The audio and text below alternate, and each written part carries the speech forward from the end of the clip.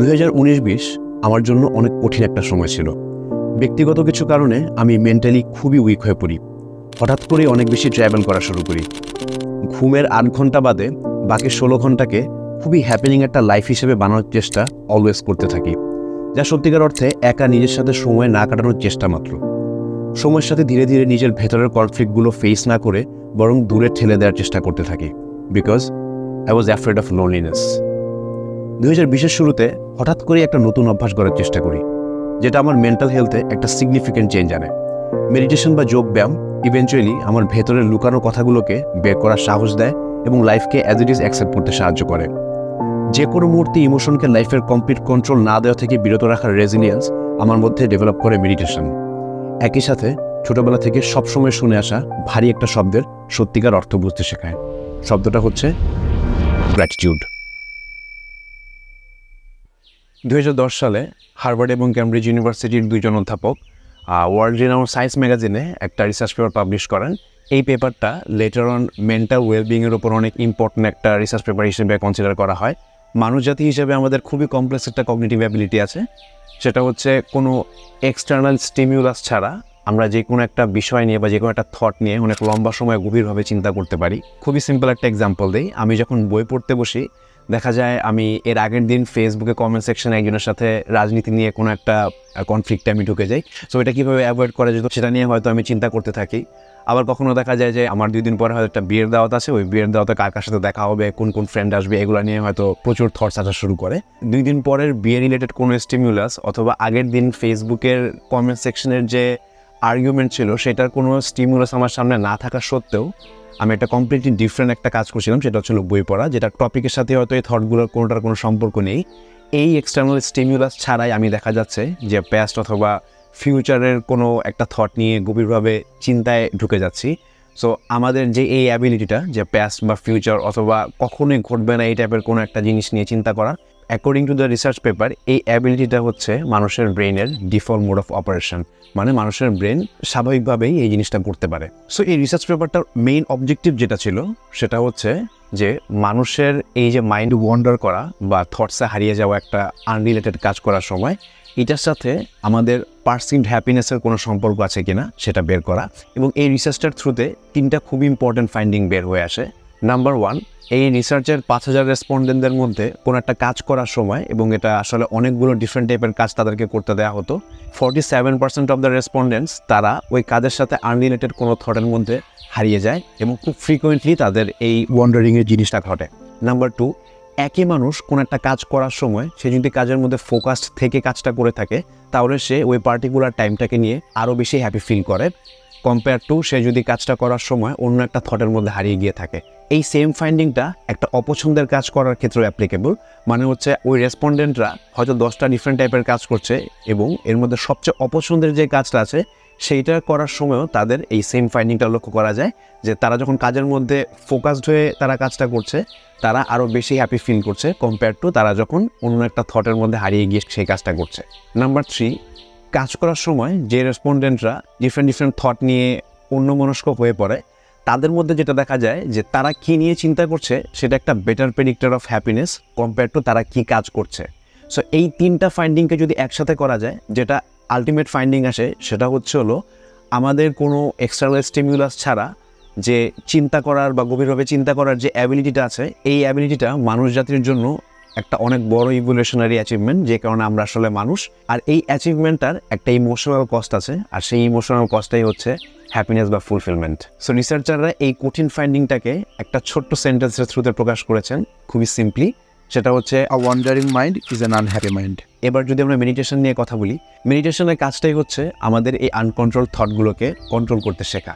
2012 সালে সাইকোলজিক্যাল সায়েন্সের আন্ডারে পাবলিশ হওয়া একটা রিসার্চে দেখা যায় যে জিআরই স্টুডেন্টদের মধ্যে তাদের অ্যাটেনশন এবং কনসেন্ট্রেশন দুইটাই সিগনিফিকেন্টলি ইমপ্রুভ করে মাত্র 2 সপ্তাহের মেডিটেশন ট্রেনিংয়ের পর। অন্যদিকে 2012 সালে জার্নাল অফ নিউরোসায়েন্সের একটা রিসার্চে মেডিটেশন নিয়ে যারা এক্সপিরিয়েন্স তাদের ব্রেন স্ক্যানের সাথে যারা মেডিটেশন করে না তাদের ব্রেন স্ক্যান একটা কম্পেয়ার করা হয়। ওই কম্প্যারিজনে দেখা যায় যারা দীর্ঘদিন ধরে মেডিটেশন করে আসছে তাদের যেই পার্টিকুলার ব্রেইনের রিজিয়নটা আমাদের স্পন্টেনিয়াস থটের জন্য রেসপন্সিবল, তাদের রিজিয়নটা আরও বেশি stable compare to the people যারা মেডিটেশন করে না।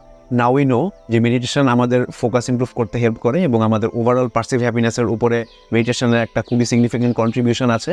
আমরা রেস্ট অফ দ্য ভিডিওতে জানবো আমাদের প্রত্যেকটা মানুষের বিহেভিয়ারের উপর বেস করে কোন ধরনের মেডিটেশন করা উচিত, এই মেডিটেশনগুলো ঠিক করার সময় কী কী ফ্যাক্টর কনসিডার করা উচিত, এবং আমি নিজে কীভাবে মেডিটেশনটাকে একটা হ্যাবিটে রূপান্তর করেছিলাম। মানুষের পারসেপশন বা অ্যাওয়ারনেস দুই ধরনের হয়ে থাকে, ইন্টেরোসেপটিভ অ্যাওয়ারনেস এবং এক্সটেরোসেপটিভ অ্যাওয়ারনেস।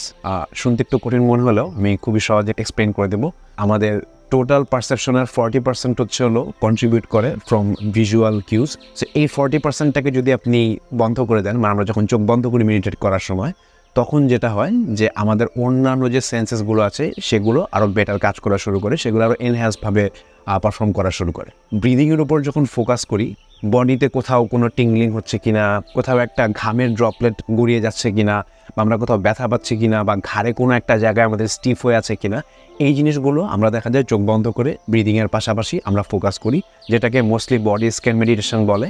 চোখ বন্ধ করে যখন ব্রিদিংয়ের উপর পুরোপুরি ফোকাস করি, দেখা যায় যে আমাদের ডিফারেন্ট থটস মাথায় আসতে থাকে, এবং যেটা বলা হয় গাইডেড মেডিটেশনগুলোর মধ্যে আপনার ফোকাসটা যখনই ব্রিদিং থেকে সরে অন্য কোথাও চলে যাবে, আপনি আবার রিফোকাস করে আপনার ব্রিদিংয়ের উপর পুরোপুরি কনসেন্ট্রেশনটা এনে ফেলবেন, অন্য থটগুলোকে প্রশ্রয় না দিয়ে। ইন্টারসেপটিভ অ্যাওয়ারনেসটা কাদের জন্য বেশি কার্যকরী, এরকম একটা এক্সাম্পল যদি দেই, যেমন আমার মতো যারা সোশ্যাল মিডিয়া অ্যাডিক্ট আছেন তারা একটা জিনিস খেয়াল করে দেখবেন যে অনেক সময় দেখা যায় যে আপনি হয়তো কিছুক্ষণ আগে ফেসবুকে একটা নোটিফিকেশন চেক করলেন এবং আপনি ফোনটা রেখে দিয়েছেন, এরপরে মনের অজান্তেই দেখবেন যে আপনার ফোনের কাছে হাত চলে গিয়েছে, বা আপনি ফোনটা হাতে নেওয়ার পরে আনলক করেই দেখবেন যে আপনি অটোমেটিক্যালি ফেসবুক অ্যাপে যাচ্ছেন, বা মেসেঞ্জার অ্যাপে যাচ্ছেন, বা ইনস্টাগ্রাম অ্যাপে যাচ্ছেন, বা ইউটিউব অ্যাপে যাচ্ছেন। এটা আমাদের মধ্যে রিফ্লেক্সের মতো হয়ে গেছে, আমাদের নিজেদের উপর কন্ট্রোল থাকছে না। সো এই কন্ট্রোলটা আনার জন্য আমরা যেটা করতে পারি সেটা হচ্ছে আমরা ইন্টারসেপটিভ অ্যাওয়ারনেস এনহ্যান্স করার যে মেডিটেশন আছে সেটা করতে পারি।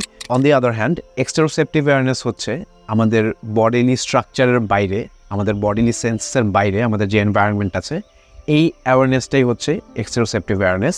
আপনি খেয়াল করে দেখবেন যে অনেকেই বলে যে আমি ছবি আঁকার সময় একটা মেডিটেটিভ স্টেটে চলে গিয়েছিলাম, বা আমি ফুটবল খেলার সময় একটা মেডিটেটিভ স্টেটে চলে গিয়েছিলাম। এর মানেই হচ্ছে যে ওই মানুষটা এই যে 1 ঘন্টা ধরে সে ফুটবল খেলছে, ওই 1টা ঘন্টা সে আসলে ফুটবল ছাড়া অন্য কোনো কিছু চিন্তা করছে না, বা পেইন্টিং করা ছাড়া অন্য কিছু চিন্তা করছে না, বা লেখা ছাড়া বা জার্নালিং করা ছাড়া তার আসলে অন্য কোনো কিছু চিন্তা করছে না। সো বেসিক্যালি আপনি যখন একটা সার্টেন টাইম আপনার প্যাশনের কাজটা করছেন, আপনি ওই জিনিসটা ছাড়া অন্য কোনো কিছুই ভাবছেন না। This is more like an exteroceptive meditation. Exteroceptive মেডিটেশনটা ইউজুয়ালি চোখ খুলেই করে, রিল্যাক্সড হয়ে বসে আপনার এনভায়রনমেন্টের কোনো একটা স্পেসিফিক অবজেক্টের দিকে তাকিয়ে, বা আপনি হয়তো বাইরে কোথাও বসে আছেন, আপনি হয়তো গাছের পাতার দিকে তাকিয়ে হচ্ছে লম্বা সময় ওটার উপর ফোকাস করে থাকবেন, এবং একই সাথে আপনি ব্রিদিং করতে থাকবেন, এবং চেষ্টা করবেন যেন আপনার মাইন্ড ওয়ান্ডার না করে।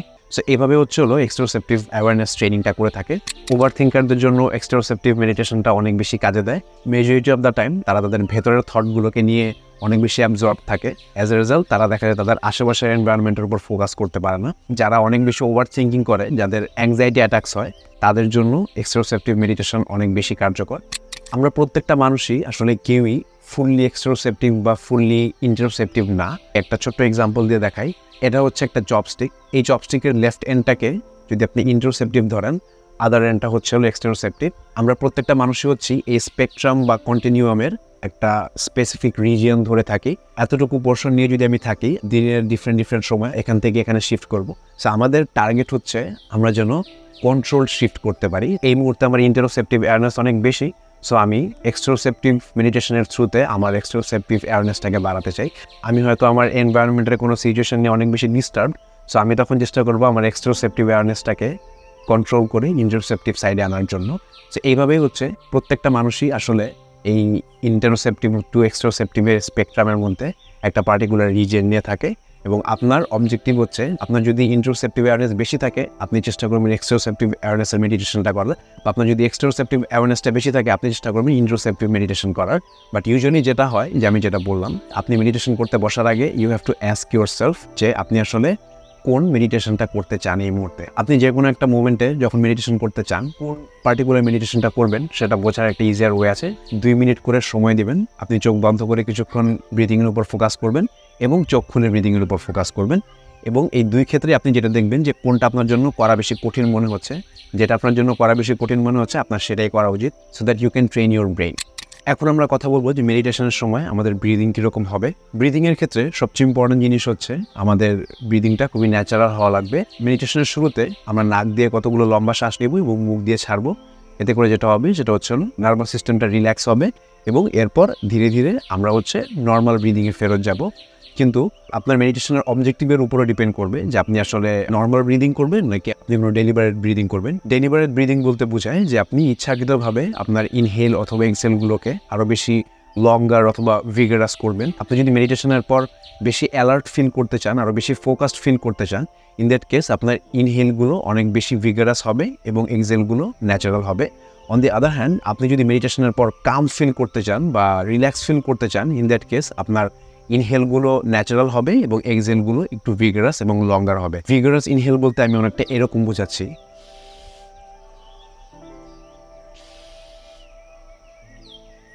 অন দি আদার হ্যান্ড আপনি যদি এক্সেলগুলোকে আরও বেশি ভিগারাস করতে চান তখন এটা অনেকটা এরকম দেখাবে।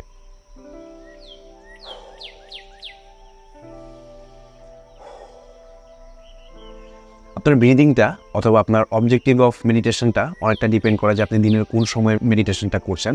আপনি দিনের শুরুতে যখন মেডিটেশন করবেন আপনি চাইবেন যে মেডিটেশনের পর ফোকাস অথবা একটু অ্যালার্ট ফিল করবেন, এবং অন দি আদার হ্যান্ড আপনি যখন রাতের বেলা বা দিনের শেষ দিকে আপনি যখন মেডিটেশন করবেন তখন আপনার অবজেক্টিভটা থাকবে হচ্ছে আপনি একটু ওয়াইন্ড ডাউন করার চেষ্টা করবেন, আপনি একটু রিল্যাক্সড ফিল করার চেষ্টা করবেন মেডিটেশনের পর। সো ইন দ্যাট কেস রাতের মেডিটেশনগুলোতে বা স্লিপ মেডিটেশনগুলোতে আপনি খেয়াল করে দেখবেন যে এক্সেলগুলো ইউজুয়ালি একটু লঙ্গার এবং ভিগারাস হয়। অন দি আদার হ্যান্ড সকালের বা মর্নিং মেডিটেশনগুলো বা ফোকাস মেডিটেশনগুলোর মধ্যে ইনহেলগুলো একটু ভিগারাস হয়। এখন আমি কথা বলবো আমি মেডিটেশনটাকে কীভাবে একটা ডেইলি হ্যাবিটে ট্রান্সফর্ম করেছিলাম। যে কোনো হ্যাবিট গ্রো করার জন্য আপনার সবার আগে এই জিনিসটা করতে হবে, এটার অ্যাক্সেসটা অনেক ইজি করতে হবে। সো আপনি যেটা করতে পারেন বা আমি যেটা করতাম সেটা হচ্ছে সকালে ঘুম থেকে ওঠার পর একটু পানি খেয়ে এরপর আমার ফার্স্ট কাজ ছিল হচ্ছে মেডিটেশন করা। আপনি মেডিটেশন যে কোনো জায়গায় করতে পারেন, অনেকে আছে বেডে বসে মেডিটেশন করে, অনেকে আছে চেয়ারে বসে মেডিটেশন করতে কমফোর্টেবল ফিল করে। শুধু কন্ডিশনটা হচ্ছে যে আপনার স্পাইনটা সোজা থাকতে হবে সো দ্যাট লম্বা সময় বসে থাকতে আনকমফোর্টেবল ফিল না করেন। কখন মেডিটেশন করবেন সেটা যদি জিজ্ঞেস করেন, ইউজুয়ালি সকালবেলা মেডিটেশন করা আমার জন্য ইজিয়ার মনে হয়েছে। অনেকে আছে যারা রাতে মেডিটেশন করে, বা আপনার যদি এরকম হয়ে থাকে যে আপনার আসলে দিনের সময় কম, তো আপনি যেটা করতে পারেন যে আপনি যে কোনো সময় যখনই আপনার মনে হয় যে আপনি 3 থেকে 5 মিনিটের মতো অ্যাকোমোডেট করতে পারবেন অ্যাজ এ বিগিনার, আপনি তখনই মেডিটেশনটা করতে পারেন। ডিউরেশনের প্রশ্ন যদি আসে, শুরুতে আপনি 3 থেকে 5 মিনিটের মেডিটেশন করতে পারেন এবং ইভেনচুয়ালি আপনি ধীরে ধীরে চেষ্টা করবেন সেটাকে 10 থেকে 15 মিনিটে নেওয়ার জন্য। আমি যেমন 15 মিনিট ডেইলি মেডিটেশন করি।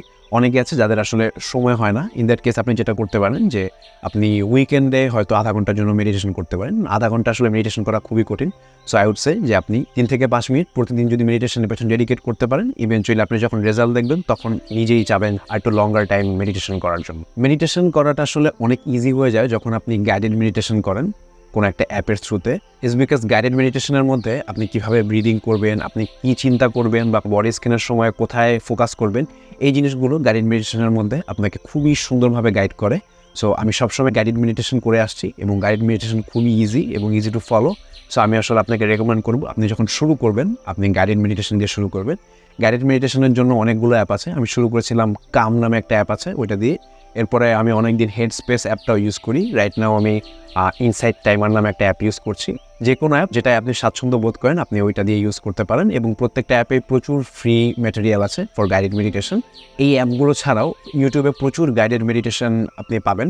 আমি রেকমেন্ড করবো যে আপনি প্রথম 7 দিন একটা টার্গেট নেন যে আপনি টানা 7 দিন যে কোনো একটা গাইডেড মেডিটেশন ফলো করে আপনি মেডিটেশন করবেন প্রত্যেক দিন। কাম অ্যাপের ভেতরে এরকম বেশ কয়েকটা কোর্স আছে, যে 7 দিনের কোর্স অন রিল্যাক্সেশন, 7 দিনের কোর্স অন হ্যাপিনেস, 7 দিনের কোর্স অন কনসেন্ট্রেশন। সো এই টাইপের যে কোনো একটা কোর্স ধরে আপনি টানা 7 দিন মেডিটেশন করে দেখেন। যদি আপনার কাছে মনে হয় লঙ্গার টাইম মেডিটেশন করতে পারবেন, প্লিজ ডু ইট। আর যদি মনে হয় যে না আপনি আসলে 3 থেকে 5 মিনিটে কমফোর্টেবল, আপনি সেটাই কন্টিনিউ করতে পারেন। বাট ইউজুয়ালি রিসার্চাররা যেটা বলে থাকে যে 13 to 15 মিনিটের মেডিটেশন লঙ্গার টার্মে সবচেয়ে বেশি রেজাল্ট দিয়ে থাকে। বাট আমি আসলে শুরু করার জন্য এত লম্বা সময় রেকমেন্ড করবো না, 3 থেকে 5 minute I think more than enough.